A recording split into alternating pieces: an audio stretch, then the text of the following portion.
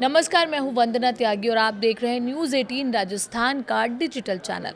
तमिलनाडु में टीवी के सबसे बड़ी पार्टी बनकर उभरी है। हालांकि सरकार बनाने में पेंच फंस गया है। एमके स्टालिन की डीएमके और एडप्पादी की पलानीस्वामी के नेतृत्व वाली एआईएडीएमके सरकार बनाने के लिए साठगांठ कर रही है। सूत्रों की माने तो इस बीच विजय ने बड़ा फैसला लिया है।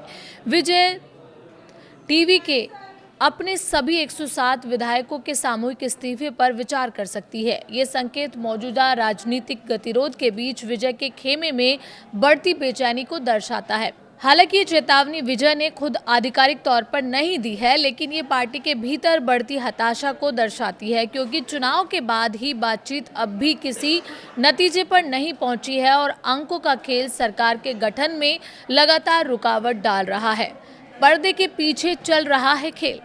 ये घटनाक्रम उन रिपोर्ट्स के एक दिन बाद सामने आया जिनमें कहा गया था कि डीएमके ने टीवीके को सत्ता में आने से रोकने के लिए अपने पुराने प्रतिद्वंदी एआईएडीएमके के साथ पर्दे के पीछे से बातचीत शुरू कर दी है। 23 अप्रैल को हुए विधानसभा चुनाव में डीएमके को 59 सीटें मिली, जबकि एआईएडीएमके 47 सीटें जीतने में कामयाब रही। सूत्रों के अनुसार टीवी के नेतृत्व इस बात से विशेष रूप से नाराज है कि डीएमके और एआईएडीएमके के बीच एक अघोषित गठबंधन हो गया है, जिसका मकसद विजय को सत्ता में आने से रोकना है, भले ही उनकी पार्टी विधानसभा में सबसे बड़ी पार्टी बनकर उभरी हो।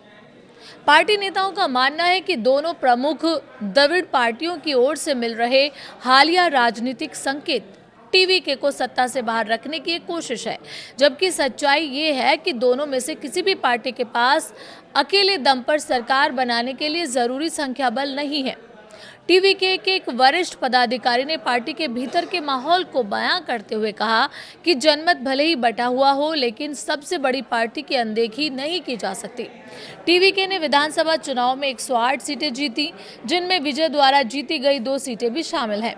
संवैधानिक नियमों के अनुसार विजय से एक सीट खाली करने की उम्मीद है, जिससे पार्टी की प्रभावित संख्या 107 विधायकों की ही हो जाती है।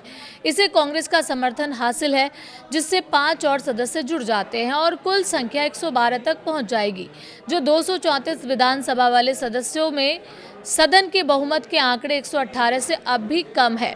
पार्टी डीएमके के सहयोगियों, जिनमें विदु थलाई, चिरू थलाईगल काची, वामपंथी दल और इंडियन यूनियन मुस्लिम लीग शामिल हैं, से सक्रिय रूप से संपर्क साध रही है, लेकिन अभी तक कोई पक्का आश्वासन नहीं मिला है। हालांकि विजय की राज्यपाल से मुलाकात के बाद तमिलनाडु में चल रही राजनीतिक अटकलों पर काफी हद तक विराम लग गया। अब माना जा रहा है कि जल्द ही नई सरकार का शपथ ग्रहण समारोह आयोजित किया जाएगा। सूत्रों के अनुसार ये समारोह शुक्रवार या शनिवार को चेन्नई में हो सकता है। शपथ ग्रहण समारोह में टीवीके के वरिष्ठ नेता, सहयोगी दलों के प्रतिनिधि और देश भर के कई बड़े राजनीतिक नेताओं के शामिल होने की संभावना जताई जा रही है। पार्टी के अंदर भी इसे लेकर तैयारियां तेज हो चुकी हैं।